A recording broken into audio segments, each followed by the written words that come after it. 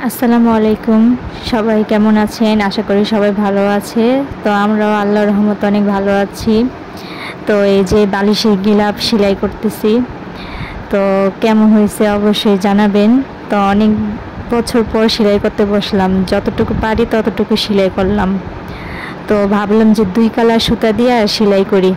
তো যখন একটু সময় পাই তখন একটু বসি।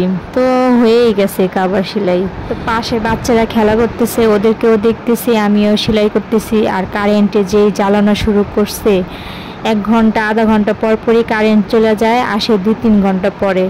তো অনেক বিরক্ত এই গরমের ভিতরে কারেন্ট যাওয়াটা। তো কি করব, তাই বসে বসে সেলাই করতেছি। বাচ্চারাও তো দুপুরে আর ঘুমাইতে পারে না।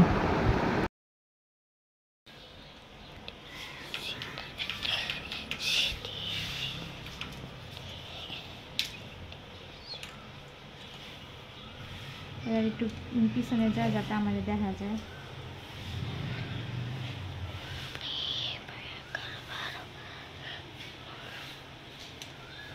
খালি পেস্ট হয়ে যায়। দিদি শাপিং কি করে? শাপিং কি করস তুই?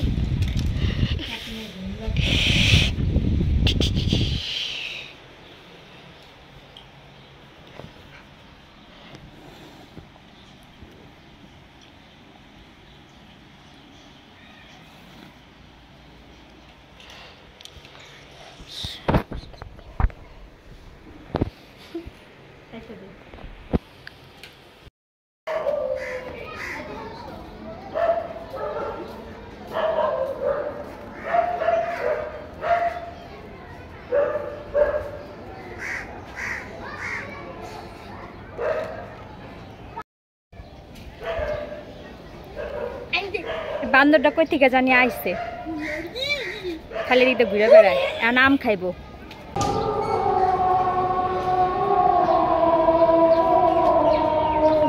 আমরা ছাদে যাই, আসো।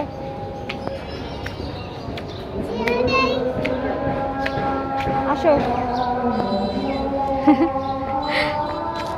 কাপড় চোপড় উঠাইতে আসছি। তো দেখতে বান্দর ঘোরাফেরা করতেছে, অনেক ভয় লাগতেছে যদি আবার আইসা পড়ে। অনেক আতঙ্কে থাকি। এই কদিন ধরে বান্দরে খুব বিরক্ত করতেছে।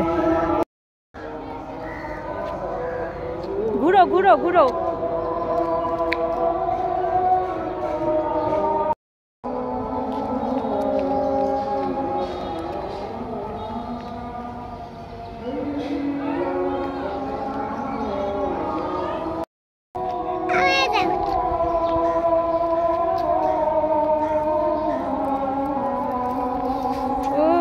যে নানির বাসা দেখা যায়। কাপড় নিবা না?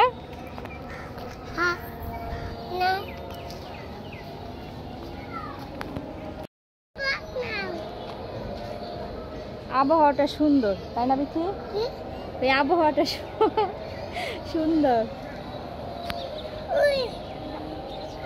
চল আমরা কাপড় তুলে আসো। আসো। ছেলেটা ঘুমাইতেছে, মেয়েটারে নিয়ে ছাদে আইছি কাপড় চোপড় তুলতে। শাপিন ঘুমায়, শাপিন ঘুমাইতেছে। সবাইকে হাই বলে দাও, কও হাই। ও সবাই কেমন আছেন?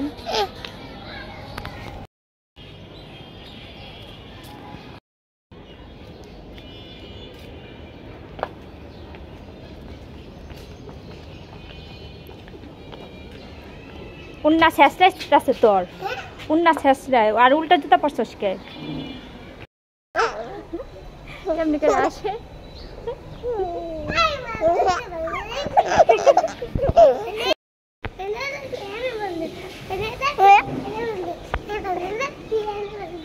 তুই তো বান্দরের মতন ফাল পাতছস।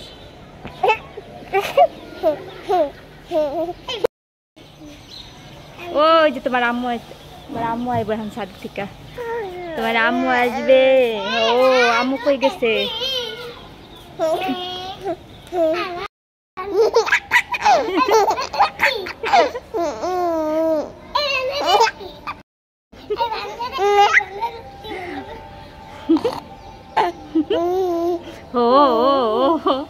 ছাদে আইছিল জানো, তুমি এখন ঘুম থেকে উঠছো? হ্যাঁ, আমরা বান্দর দেখছি ওই ছাদে যায়া।